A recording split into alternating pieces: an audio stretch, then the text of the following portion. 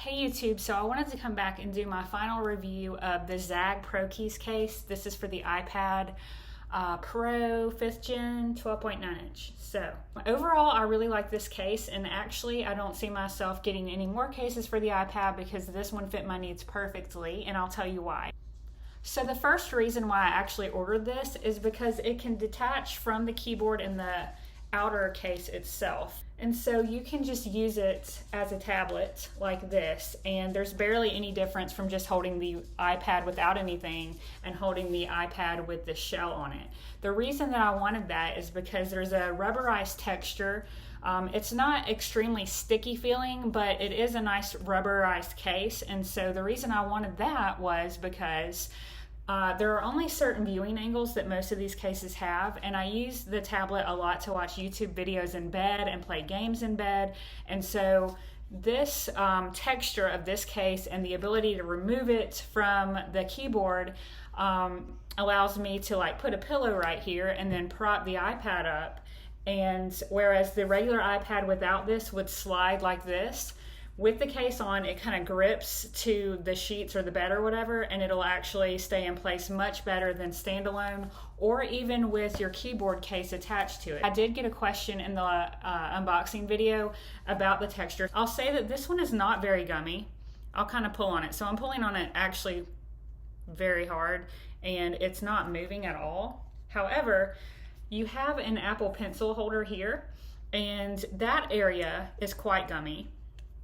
Now, it hasn't really made much of a difference to me because when I open the case, this is on the top, and it never really, I never really have to deal with it. But if that's something that you just can't live with or accept, just note that that's like that. The remainder of the case is very solid. Another question that I got that I wanted to address was, and I actually did not take note of this, the viewer did, but the speakers are covered. There are openings for the sound to come through here in the front, so I'm going to do a little sound test just to kind of show you the difference without the case and with the case on. Let's just record something. It's actually MPG, test YouTube sound check. So we're just going to go ahead and play that back. I'll just hold the iPad like this.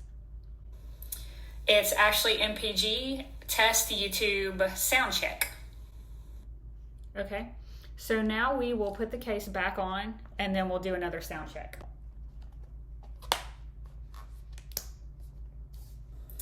It's actually MPG, test YouTube sound check. We'll just do that one more time. It's actually MPG, test YouTube sound check. It's actually MPG, test YouTube sound check. Now, I don't know how that came across in the video, but I can tell you from sitting here, it sounded louder actually and honestly with the case on. Moving on to the actual keyboard aspect and stand aspect of the case. Again, a very soft material on the outside, very microfiber-like, and then on the inside, just a very smooth feeling material. You have two viewing angles here. I'll kind of show you what I discovered and what I thought. You just attach like this, and then you can close. The magnetic closure works flawlessly. It will sleep wake when you open and close, no problem. As soon as I close it, I hear the reassuring click and it's sleeping. So it also has this flap where you can close it this way, and remember you can store your Apple Pencil here. The keyboard, I didn't know if I was gonna like or not. You can see the shape of those keys is more of a rounded shape, and the keyboard for all of these iPads has to be condensed because of the limitations of the size of your actual iPad. So it is a little bit smaller if you're using like a traditional desktop keyboard. However, this keyboard was extremely comfortable for use, and I got used to it very quickly, more so than the other keyboards that I've tried for iPad. So A+ on that. It works flawlessly with your Bluetooth. Just no problems there. It's backlit. That feature worked well. Anything that you would expect from a keyboard like this, you're going to have. Now, obviously, it doesn't have a trackpad included, so if you're going to be using this as your laptop, you may want to consider that and what other options you might have. Again, the two viewing angles. So we have this one. One I think I use most frequently is the second one. So we'll put it like that. So this was kind of a problem for me in the beginning because, again, I'm laying in bed, like I'm literally laying down, and so the screen is very angled like backwards that way, which is great if you're using it as a laptop. And again, you have the second position here, which is a little better, but kind of same backwards angle. You can kind of adapt these viewing angles by taking the back part and pressing it forward like this. That stands it more upright. I don't know if you could tell the difference there, but it brings it more forward so that it's not so far back. We'll put it back like it was so you can see the difference. See the difference there? This made all the difference, actually. So for the longest time, I was using it like this, and I still do a lot of the time. And then you can do that same angle this way. And, you know, so you kind of have more than 2 viewing angles now. You have maybe 4. So, I mean, you can see it's holding its place very well. There were no issues with that.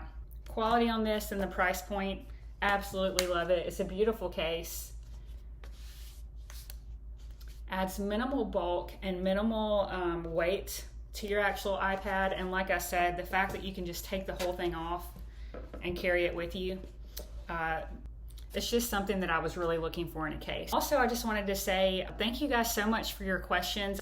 It really helps motivate me to come back and do a follow-up video because it lets me know that you actually care about the products I'm reviewing. So thank you for your nice comments. I really appreciate it, and I'll see you guys in my next video. For the longest time, whoa.